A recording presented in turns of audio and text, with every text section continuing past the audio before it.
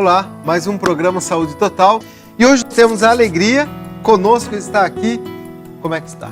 Firme? Tudo bem, Daniel? Animado? Muito. Esse é o segundo vídeo que nós vamos gravar e nós vamos falar agora de diabetes e hipertensão. Perfeito. Que coisa! Olha só, para você que não assistiu, Dr. Geraldo Cardoso, que é nutricionista, tem uma especialização em fitoterapia, é isso mesmo? Fitoterapia clínica. Fitoterapia clínica. E trabalha na Clínica Oásis Paranaense. E uma experiência muito grande. A Clínica Oásis Paranaense tem quantos anos já? Está indo para 37 anos. 37 anos. 37 Olha anos. Que beleza. 37 anos tratando com métodos naturais. Argila, que é a geoterapia, hidroterapia, fitoterapia, que é com as plantas, e a alimentação, que é o principal fator que causa doenças ou que traz saúde, não é verdade? Doutor Geraldo, quem quiser conhecer um pouco mais a clínica, tem o site, né, que é Oásis Paranaense, é isso? oasisparanaense.com.br. Muito bem. E gostaríamos de, mais uma vez, agradecer pela sua disponibilidade de estar aqui conosco para esse bate-papo. Vamos falar de diabetes. Presta atenção no que o doutor vai falar. Então, o diabetes mellitus, ele, segundo o Vigitel, ele está aumentando e muito no nosso país, né? Foi feito pesquisas por capitais brasileiras, certo. E o Rio de Janeiro tem uma prevalência de 19,4% da sua população. E Vigitel, o que é mesmo? Vigilância Sanitária, pesquisas por telefone. Ah, tá. Que eles ligam na Exatamente. Casa das pessoas para fazer Se identificam e fazem essa pesquisa. Então, o Rio de Janeiro, ele tem essa prevalência, a maior das capitais brasileiras. 10,4%. E nós temos Boa Vista, com 5,3% dos seus moradores vitimados por essa enfermidade, não é? O menor é Boa Vista. Boa Vista, certo. Das capitais. Das capitais. Ele cresceu 61,8% de 2006 para 2016. É muita. É muito, Daniel, é muito.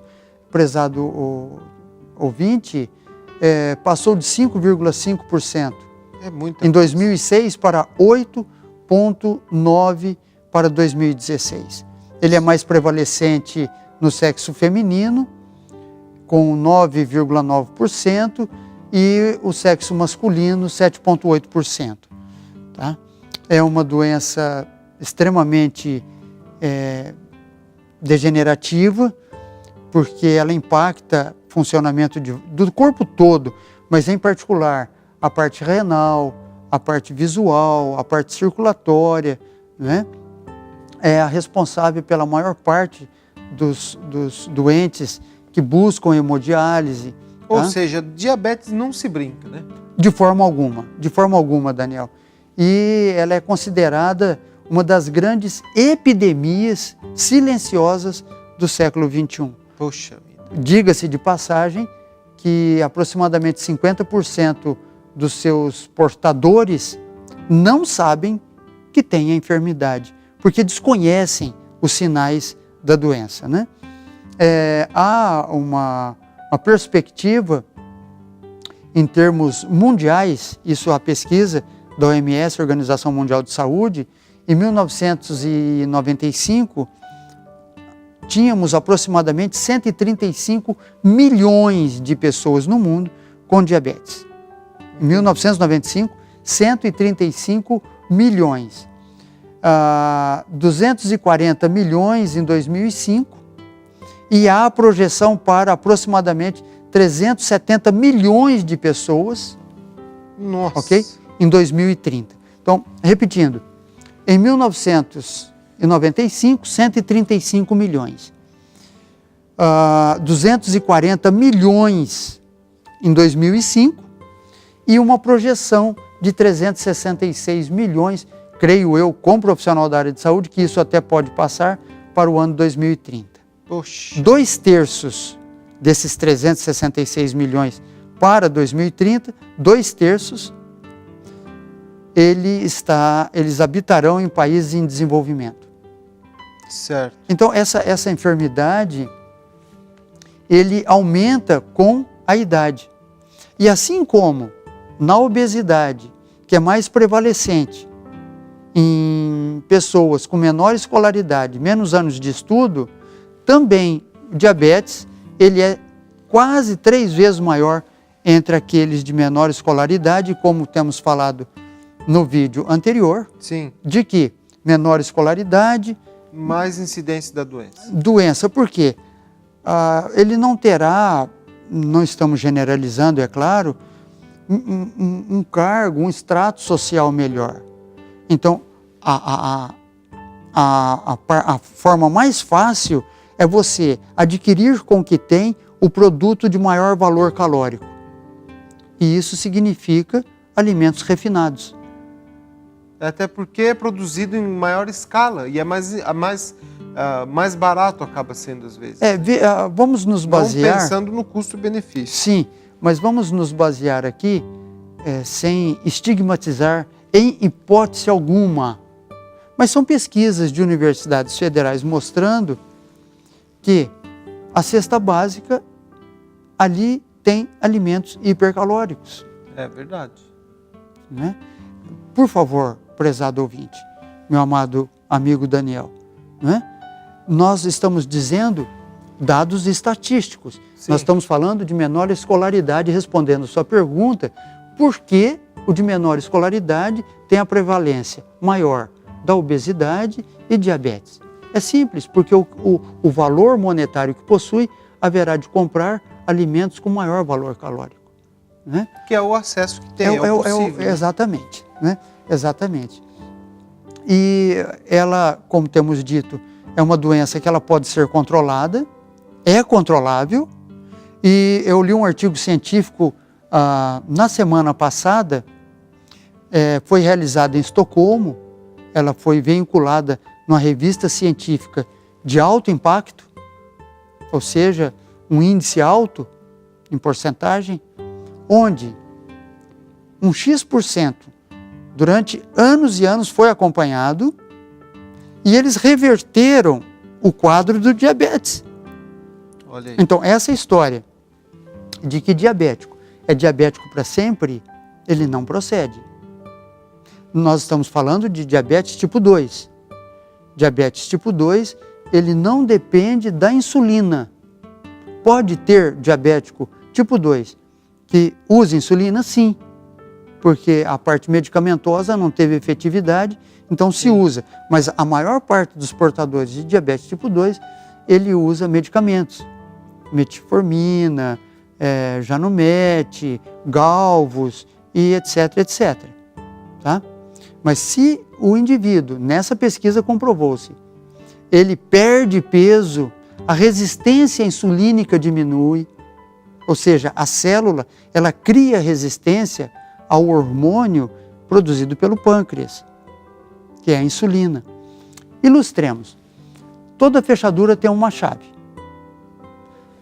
O pâncreas produz essa chave. Essa chave se chama insulina, que através de sinalização química na membrana celular diz: chegou comida. A comida da célula é o glicogênio, é o açúcar, vamos usar essa expressão do que nós utilizamos, ainda que não saudável, o açúcar de cana, o carboidrato, a gordura, tudo isso vai virar energia. E quem faz isso, esse combustível, entrar na célula? A insulina. Mas com o passar dos tempos, pela obesidade, sedentarismo, fatores genéticos e tal, a célula não aceita essa chave, que é a insulina. Isso é resistência insulínica. E ao não aceitar, a pessoa começa a desenvolver o diabetes. Então, é uma doença metabólica que afeta todo o corpo, essencialmente desequilibrada por fatores dietéticos e hormonais. Consequentemente, hoje nós temos a cirurgia bariátrica, não me compete entrar nesse mérito agora, mas na pesquisa eles emagreceram através da dieta e através do exercício físico, saudavelmente. E desapareceu a doença. completamente.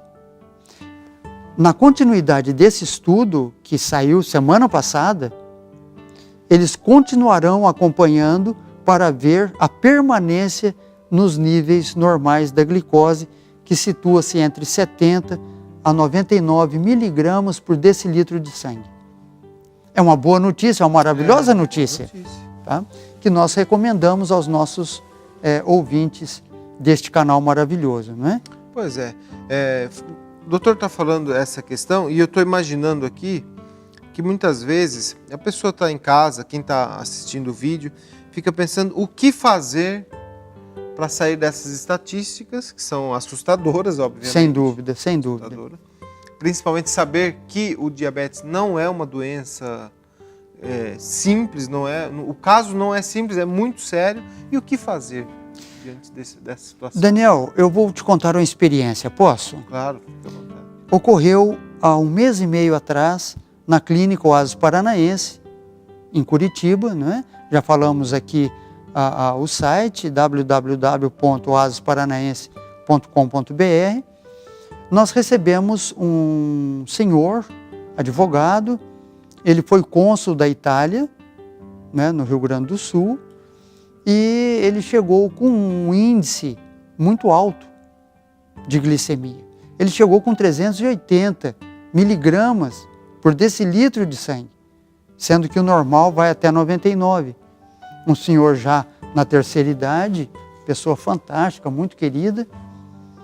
E quando eu observei aquilo, ele trouxe os exames, cardiopata também, e eu, conversando com ele, disse que nós faríamos um tratamento dietético, complementaríamos com plantas medicinais, ele não deixasse, não recomendamos que deixe o medicamento em hipótese alguma, mas o medicamento já não estava tendo efeito. Sim. Após 10 dias, dieta, a hidroterapia, os banhos, ele saiu com 210 miligramas. Já caiu bastante. E ele ficou super feliz. E disse, na sequência da dieta, que dieta é essa? É essa dieta que eu quero recomendar agora, ok? Adote alimentos integrais. Por que adotar os alimentos integrais e não ficar com os alimentos refinados, industrializados? Tá? Nós temos que usar os alimentos minimamente processados, não os alimentos processados ou ultraprocessados, refinados e aqueles super refinados.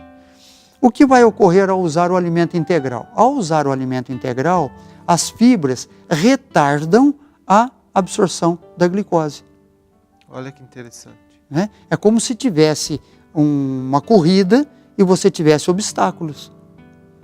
Na Olimpíada tem aquela corrida com obstáculos, não é? Então, esse obstáculo são as fibras dos alimentos. Vai liberar mais lentamente na corrente sanguínea esta glicose.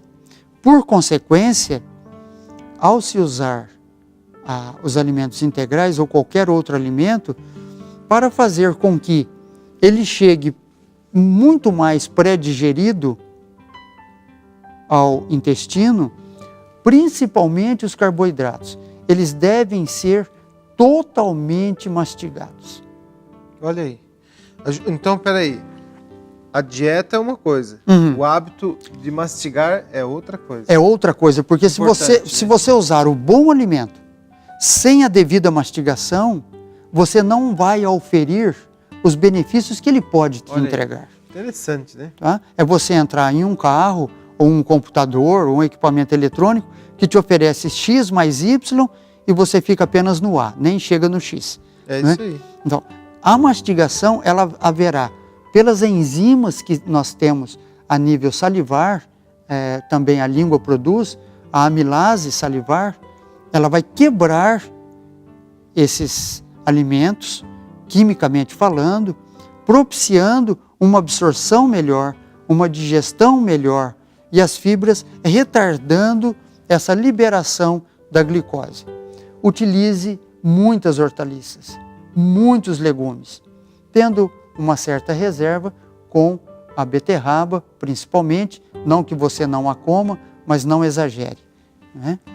E ao fazermos isso, os níveis glicêmicos, eles se alteram. E foi o caso desse Foi o caso desse senhor. Desse senhor. Nós completamos, em outro momento falamos, com chás específicos, plantas medicinais específicas para diminuir a glicose. Então, é possível sim melhorarmos esse quadro. É necessário que se melhore. E está ao alcance, né? É muito barato, é muito fácil, depende da boa vontade, da boa disposição e a projeção futura da sua enfermidade. Não como você se encontra agora, né? Às vezes muito confortável, tarararará. Mas nós temos que avançar, fazer uma previsão Adiantar futura. a doença, né? Sim. É adiantar, você tem que estar na frente, não deixar a doença tomar a frente, aí depois você vai atrás tentando, né? Se você conseguir prevenir, ou até mesmo, às vezes o quadro de uma doença está num quadro inicial, às vezes a pessoa pode reverter isso no começo com muito mais facilidade, né, doutor? Sim, sem dúvida, não é? Um quadro, porque os índices glicêmicos, ele ao alterar a partir de 100 a 115, é intolerância à glicose. Certo. Então, nessa primeira fase, já da normalidade, saiu da normalidade, que o índice é 99 mg por decilitro de glicose, ele entrou no 100, de 100 a 115 é a primeira fase, né? Intolerância à glicose, intolerância ao açúcar. Poxa, retira. E reverte. Mas eu quero fazer uma perguntinha agora, que eu tenho uma curiosidade, já tem um tempo que eu tenho essa curiosidade e eu gostaria de perguntar aqui para o doutor. A pessoa que sofre com diabetes, ele tem o apetite alterado? Assim, ele fica mais ávido? Parece que... Ou é só o fato daquela história que o que é proibido é mais gostoso? Não é? Não, Qual a situação aqui? Não. Porque não é possível. A pessoa que tem diabetes, eu conheço alguns amigos meus que sofrem com diabetes, ele acorda de madrugada para comer. O que ocorre, Daniel e prezado ouvinte, é o seguinte, como tenho dito, a glicose é o combustível do corpo. Certo. Tá?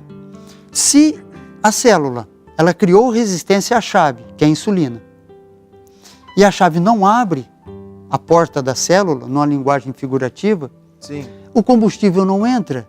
Se não entra, ele tem uma fome biológica. Ah, tá. Então nós temos que diferenciar uma fome visceral de uma fome biológica. A fome visceral é a fome das vísceras, dos órgãos digestórios vazios, não tem alimento. Certo. Tá? Essa é a normal que todo mundo tem? É normal, normal. No caso dos nossos amigos diabéticas, ele come, mas o combustível não entra. Então, a fome dele é uma fome biológica. As vísceras estão cheias. Certo. Mas, Ele continua biologicamente com fome. falando, na célula, o combustível tá. não entrou. Então, a fome dele chama-se hiperfagia. Então, um dos sintomas do diabetes mellitus é hiperfagia. Hiper muito, fagia comer. Certo. Então, ele come muito não porque seja glutão, intemperante. Não. Ele tem uma fome constante, permanente. Outro dia, um amigo meu, ele falando junto com o pai dele, ele dando uma bronca no pai. Dando uma bronca. Eu já falei para ele, mas ele vai lá e come escondido. E a gente percebe que é uma luta, né? Porque a pessoa já está numa certa idade e esses dias, infelizmente, nós perdemos, já falando agora de um outro amigo, que a sua mãe sofria com diabetes, e ela teve que amputar as pernas e, por fim, ela veio a falecer. Mas, quando ela foi levada para o hospital, aí depois o filho achou escondido no quarto, embaixo do colchão, no guarda-roupa, um monte de doces lá. Ela escondia e ela estava comendo escondido. Ou seja, é uma situação difícil, né, doutor? É porque é instintivo. Veja, se nós estamos com fome, vamos em busca do alimento. Certo. Tá? E o alimento, me perdoe, o pseudo-alimento que mais fornece energia é o açúcar.